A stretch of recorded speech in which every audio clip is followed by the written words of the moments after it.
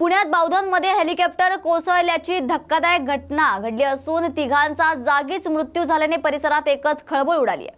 तर पुण्यात मोठी दुर्घटना झाल्याचं समोर येत आहे। पुण्यातील बावधन बुद्रुक परिसरात आज सकाळी एक हेलिकॉप्टर कोसळल्याची घटना घडली असून या दुर्घटनेत तिघांचा मृत्यू झाल्याची माहिती समोर येते। मिळालेल्या माहितीनुसार सकाळी 6:45 वाजेच्या दरम्यान हा अपघात झाला आहे। तर अपघातावेळी हेलिकॉप्टरमध्ये 2 वैमानिक आणि 1 इंजिनियर असे 3 जण उपस्थित होते।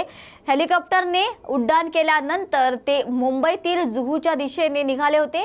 मात्र उड्डाण केल्यानंतर काही वेळातच हेलिकॉप्टर दरीत कोसळले। अपघाताचे नेमके कारण अद्याप समजू शकलं नाहीये। हेलिकॉप्टर कोसळण्याची ही दुसरी घटना आहे। काही दिवसांपूर्वी मुळशीमध्ये देखील अशीच घटना घडली होती। सुदैवाने त्या घटनेत जीवितहानी झालेली नव्हती। तर या ठिकाणी एका टेकडीवर ऑक्सफर्ड काउंटी रिसॉर्ट आहे, तेथील हेलिकॉप्टरवरून आज सकाळी या हेलिकॉप्टरने उड्डाण केलं। मात्र हा भाग डोंगराळ असल्यानं या ठिकाणी दाट धुके होते, त्यामुळे हेलिकॉप्टरचा अपघात झाल्याचं सांगितलं जातंय। अपघात झाल्यानंतर हेलिकॉप्टरने लगेचच पेट घेतला आणि त्यामध्ये या तिघांचा मृत्यू झालाय। बावधन बुद्रुकमधील ऑक्सफर्ड काउंटी आणि HEMRL संस्थांच्या तेथील दरीत हे हेलिकॉप्टर कोसळल्याचं सांगितलं जातंय।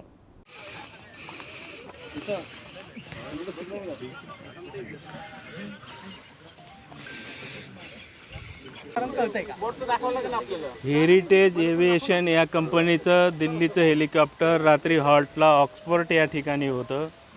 सकाळी साधारण 7:30 वाजण्याच्या आसपास त्यानं टेकअप घेतल्यानंतर लगेचच ही दुर्घटना घडलेली आहे असं प्रथमदर्शनी लक्षात येत आहे।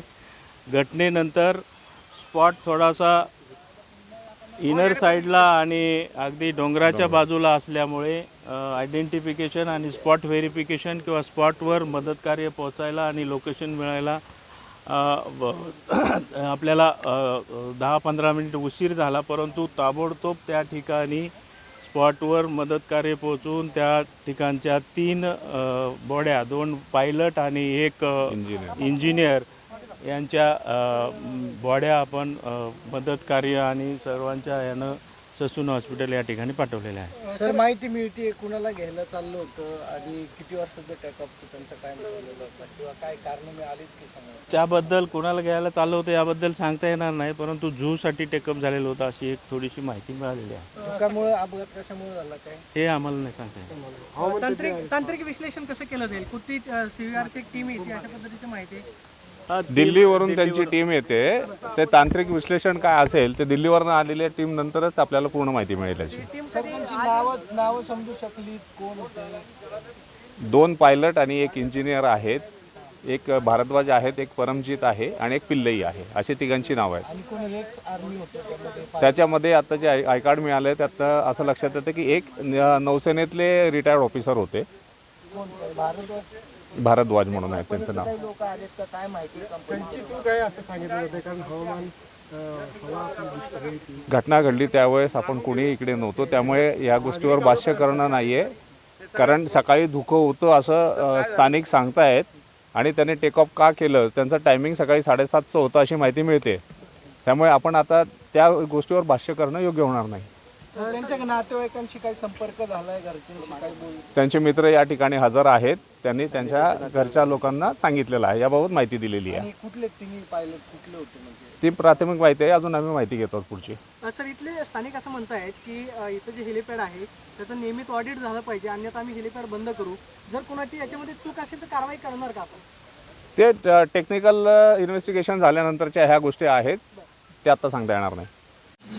न्यूज मराठी 24/7, नवा भारत नवा विचार।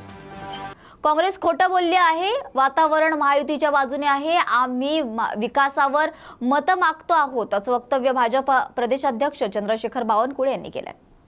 त्याचबरोबर महायुती सरकार लाडक्या बहिणींना 18,000 मिळणार आहे, निवडणुका हरतात म्हणून लाडकी बहीण योजनेला बदनाम करतात, काँग्रेस थेट पैसे जातात त्या योजनेला विरोध करते असा आरोप त्यांनी यावेळी केलाय। त्या पद्धतीचं त्यांनी कॅम्पेन चालू केलंय आणि याचं मूळ त्यांनी असं धरलंय की महाराष्ट्रात महिला गायब होण्याची संख्या वाढते आणि यामुळे लाडकी बहीण योजना एकीकडे तुम्ही महाराष्ट्रात घेऊन जात असताना काँग्रेसकडनं आता लापता लेडीज हे कॅम्पेन चालू केलं गेलं. नाही हे तर खोटारडे आहेत. इतके काँग्रेसवाल्याचं काही सांगू नका. काँग्रेसवाले इतके नीच झाले आहेत, इतके खाली गेले आहेत, मला तर त्याचा विश्वासच राहिला नाही. काय बोलतील, काय तयार करतील. मुख्यमंत्री माझी लाडकी बहीण योजना, जे 2.5 कोटी बहिणींना खऱ्या अर्थाने एक 18,000 रुपये वर्षाची ओवाळी टाकताय. बघा, महायुतीचं सरकार 18,000 रुपये महिन्याची वर्षाची ओवाळी टाकताय. 2 बहिणींना एका घरात 36,000 रुपये मिळणार आहे. त्यांना बद्दल म्हणतात भीक टाकता का? कर्नाटकमध्ये यांनी अफिडेव्हिट घेतले होते. तुम्ही राहुल गांधींनी 8,500 रुपये महिना खटाखट म्हटलं होतं, तेव्हा तुम्हाला काही वाटलं नाही. आणि आज आमचं सरकार देत आहे, आमचं सरकार आमच्या बहिणींना मजबूत करताय.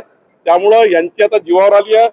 यांना निवडणुका हारवून दिसत आहे, त्यामुळे योजनेला बदनाम करताय. आणि एक काँग्रेसच्या नेत्याने अधिकृत भूमिका मांडली की महाराष्ट्रात काँग्रेसचं सरकार आलं तर आम्ही मुख्यमंत्री माझी लाडकी बहीण योजना बंद करू. यांना 45,000 कोटी रुपये मुख्यमंत्री माझी लाडकी बहिणीच्या थेट अकाउंटमध्ये घेतलेले नको आहेत. त्यांना 45,000 रुपये कोटी थांबवायचे आहेत आणि मग त्याच्यामधनं भ्रष्टाचार करून 10% पैसे खायचे आहेत. हा त्यांचा मूळ उद्देश आहे.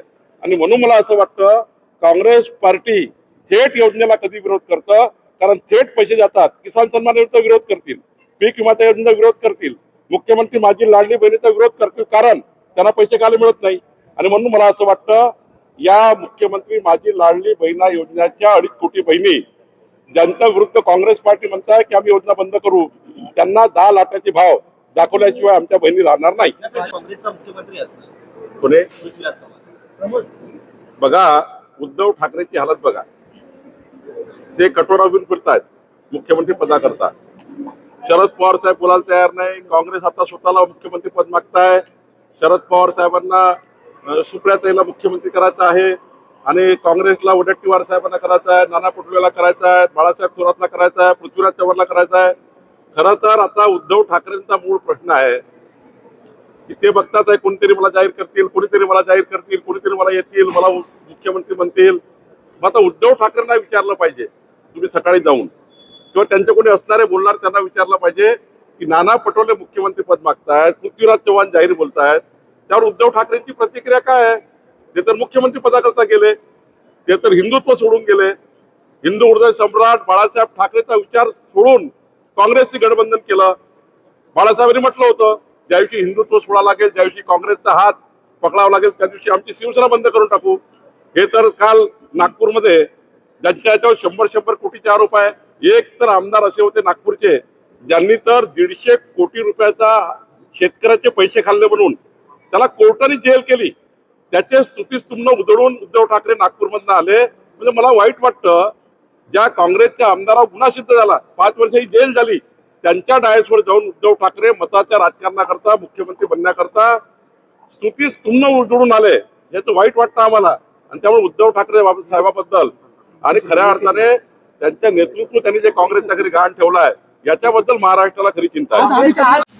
न्यूज मराठी 24/7 नवा भारत नवा विचार.